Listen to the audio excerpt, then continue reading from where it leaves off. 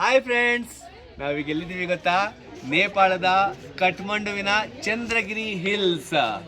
ಸುಮಾರು 7,500 ಅಡಿ ಎತ್ತರ ಇದೆ.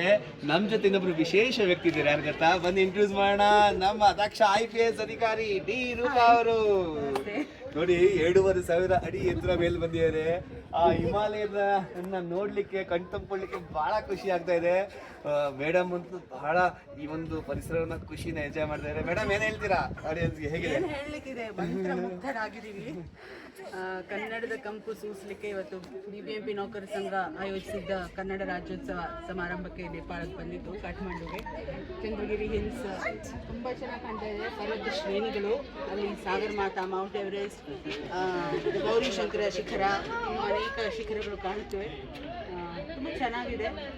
ಧನಂಜಯ್ ಅವರು ಕೂಡ ನಿನ್ನೆ ಬಹಳ ಚೆನ್ನಾಗಿ ನಿರೂಪಣೆ ಮಾಡಿದ್ರು. ನಿರೂಪಣೆ ಚೆನ್ನಾಗೇ ಮಾಡ್ತಾರೆ. ಒಂದ್ಸಲ ನೋಡ್ಬೇಕು, ಈ ದೃಶ್ಯನ ಕಣ್ ತುಂಬ್ಕೋಬೇಕು. ಹೌದು ಮೇಡಮ್, ಮಾನವನಾಗಿ ಹುಟ್ಟಿದ ಮೇಲೆ ಏನೇನ್ ಕಂಡಿ ಅಂದ್ರೆ ಇದನ್ನು ಕೂಡ ಕಾಣಬೇಕು. ಅದು ಕಠ್ಮಂಡುವಿನ ಬಗ್ಗೆ ಕಾಣಬೇಕು. ಓಕೆ, ಇನ್ನಷ್ಟು ಪ್ಲೇಸ್ಗೆ ಹೋಗ್ತೀವಿ, ನೋಡೋಣ ಮೇಡಮ್. ಧನ್ಯವಾದ ಮ್ಯಾಮ್, ಥ್ಯಾಂಕ್ ಯು ಮ್ಯಾಮ್.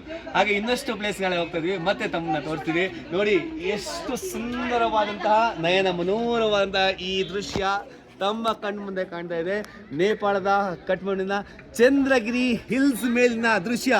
ನಮಗೆ ಆ ನೇಪಾಳ ಕಠ್ಮಂಡು ಸಿಟಿ ಎಷ್ಟು ಚೆನ್ನಾಗಿ ಸ್ಮಾಲ್ ಆಗಿ ಕಾಣ್ತಾ ಇದೆ. ಸೊ ಒಂದು ಬರ್ಡ್ ವ್ಯೂ ಅಂತ ಹೇಳ್ಬೋದು. ಮತ್ತಷ್ಟು ಪ್ಲೇಸ್ಗಳನ್ನ ಮತ್ತೆ ನೋಡೋಣ.